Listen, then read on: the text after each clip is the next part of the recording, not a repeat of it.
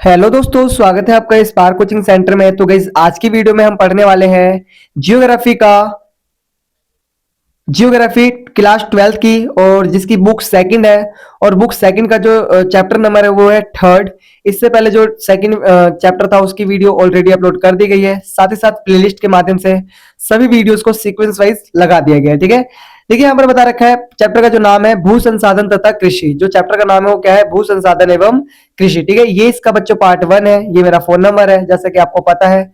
कोई भी PDF related issues हो, चाहे कोई सा भी मैटर हो, आप इस पे कॉल या फिर व्हाट्सअप कर सकते हैं। ठीक है, आगे दिखा रखा है यहाँ पर हमारी महत्वपूर्ण जानकारी। तो गाइस, ये जो हमारी जो महत्वपूर्ण जानकारी है, ये कहीं ना कहीं आपको पूरी चैप्टर की एक समरी तरीके से होती है कि पूरी चैप्टर में आप पढ़ने के वाले हैं उसके बारे में बताता है। ठीक है, तो एक लाइन याद आ रही थी कि समस्याएं जीवन का हिस्सा है और मुस्कान के साथ उनका सामना करना जीवन की कला है। तो देखिए, जो समस्याएं है ना, वो हमेशा आती रहेंगी, वो कभी आपकी लाइफ से जाने वाली नहीं है। अगर आप आज स्टूडेंट लाइफ में, तो स्टूडेंट लाइफ वाली समस्या रहेंगी कि कॉपी का काम पूरा करना, सुबह जल्दी उठना, स्कूल जाना, याद करना, कॉपी का काम चेक करवाना, मैनी प्रॉब्लम्स लाइक। ठीक है, लेकिन जब आप ना लाइफ में आएंगे, एंटर करेंगे, तो लाइफ में भी ऐसी प्रॉब्लम आएंगी।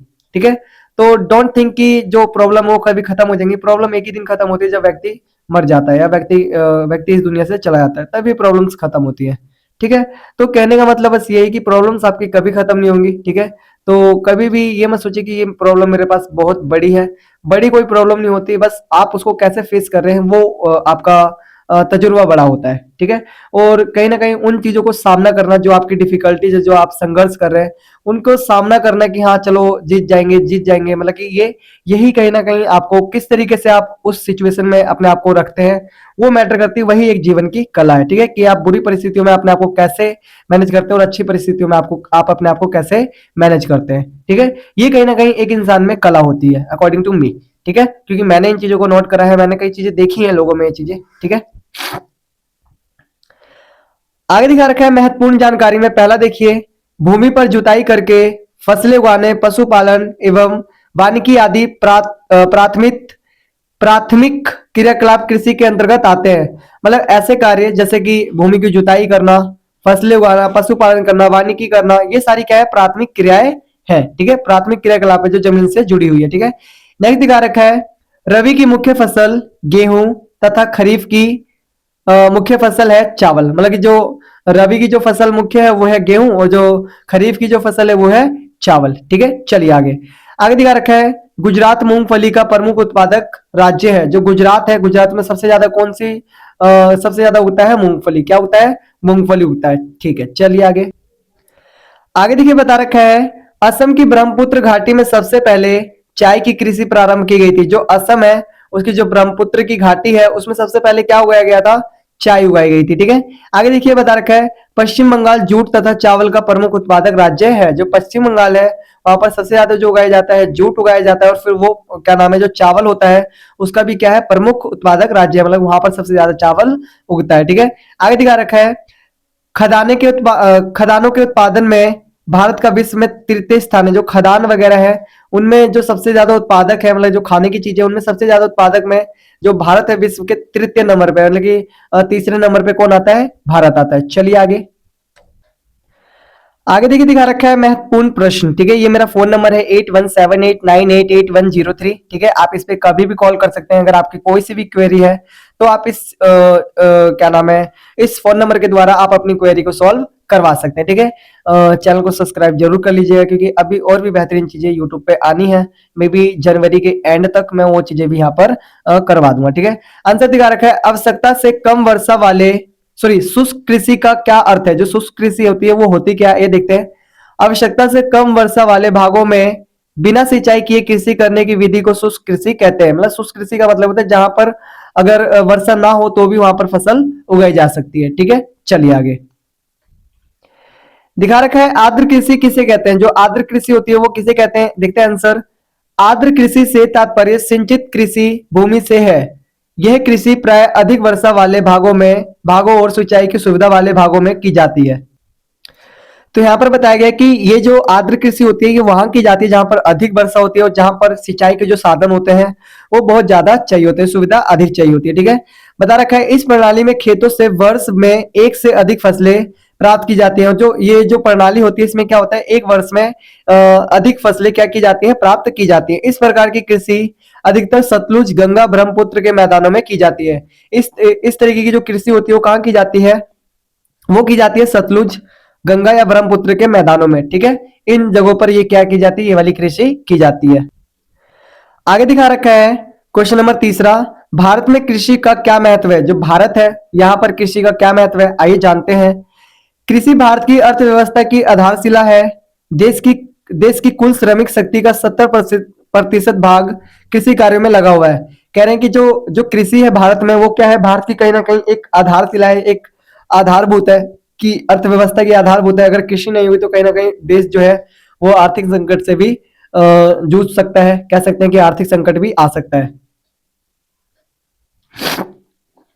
आगे बता रखा है देश और यहाँ के जो 70% लोग हैं वो क्या करते हैं, वो कृषि में ही लगे हुए हैं।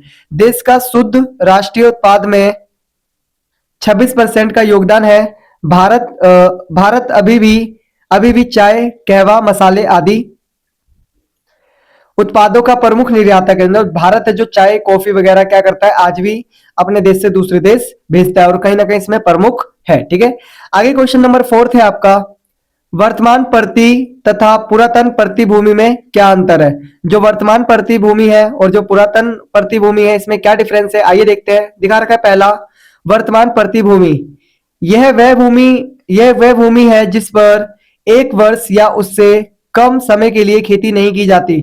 मतलब ये ऐसी भूमि होती है जो कहीं ना कहीं एक या उससे ज्यादा वर्ष के लिए क्या होती है, उस पर कृषि नहीं की जाती है। ये भूमि की उर्वरता बढ़ाने का प्राकृतिक तरीका होता है और इसके द्वारा क्या होता है, ये कहीं ना कहीं जो भूमि होती है उसका जो उपजाऊपन है वो और ज्यादा बढ़ता है, क्योंकि ये कहीं ना कहीं एक तरीके से प्राकृतिक तरीका है जो जमीन है उसकी उर्वरता को बढ़ाने का। ठीक है, आगे देखिए दिखा रखा है दूसरा, पुरातन परती भूमि। पुरातन परती भूमि क्या है, आइए देखते हैं। वह भूमि जिसे एक वर्ष से अधिक किंतु 5 वर्ष से कम के लिए खेती हेतु प्रयोग नहीं किया जाता। मतलब ऐसी भूमि जिसका या तो एक वर्ष के लिए या फिर 5 वर्ष के लिए कोई भी उस पर खेती नहीं की जाती, उसे क्या कहते हैं, पुरातन परती भूमि। यहां तक समझ में आया, चलिए ठीक है।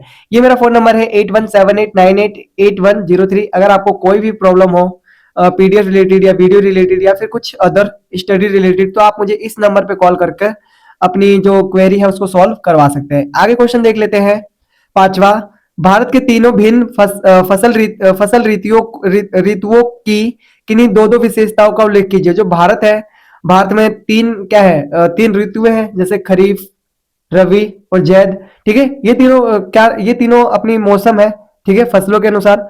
तो इन तीनों के बारे में हम जानकारी लेंगे और दो दो विशेषताओं का वर्णन करेंगे। आइए देखते हैं, दिखा रखा है, बता रखा है आंसर, भारत में 3 कृषि ऋतु हैं तथा तीनों की विशेषता निम्नलिखित है। देखो भारत में जो कृषि ऋतु है वो है 3 और तीनों की अलग अलग अपनी अपनी विशेषता है। ठीक है, पहला दिखा रखा है खरीफ ऋतु। ठीक है, पहला क्या है, खरीफ ऋतु।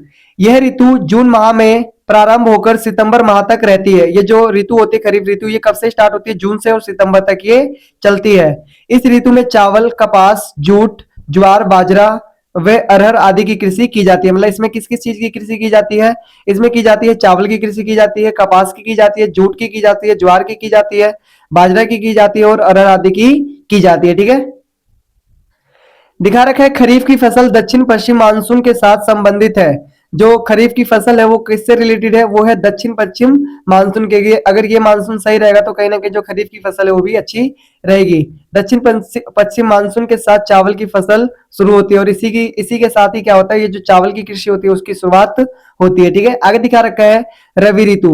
रवि की ऋतु अक्टूबर नवंबर, देखो अक्टूबर नवंबर में शरद ऋतु से प्रारंभ होती है। लगभग अक्टूबर में सर्दी स्टार्ट होती है, ठीक है, वहीं से ये इसकी स्टार्टिंग हो जाती है।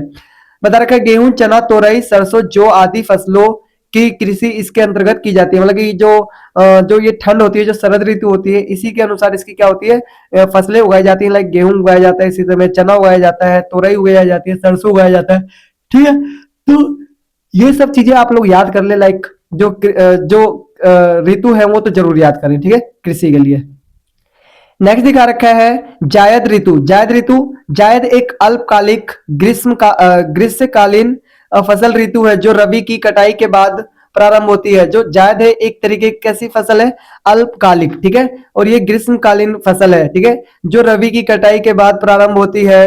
इस ऋतु में तरबूज, खीरा, सब्जियों व चारे की फसलें की कृषि की होती है। मतलब कि इसमें किस किस चीज की फसल होती है, देखो यहाँ पर थोड़ा सा मिस्टेक हो गया है।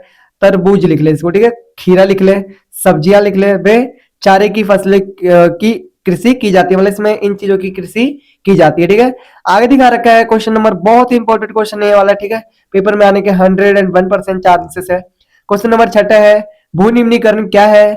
भारत में भू निम्नीकरण के लिए उत्तरदायी किन्हीं 4 कारणों का उल्लेख कीजिए। जो भारत है उसमें जो भूमि का निम्नीकरण हो रहा है वो क्यों हो रहा है, इसके कारण बताने हैं आपको, ठीक है। तो बहुत इजी है, अगर आपको वीडियो समझ में आई हो, वीडियो अच्छी लगी हो, नोट्स अच्छे लगे हो, तो प्लीज जो चैनल है उसको सब्सक्राइब कर ले, ताकि इसी तरीके की वीडियो कोई भी आपसे मिस आउट ना हो। आज के लिए इतना ही, मिलते हैं नेक्स्ट वीडियो में, तब तक के लिए टाटा बाय बाय, जय हिंद, जय भारत।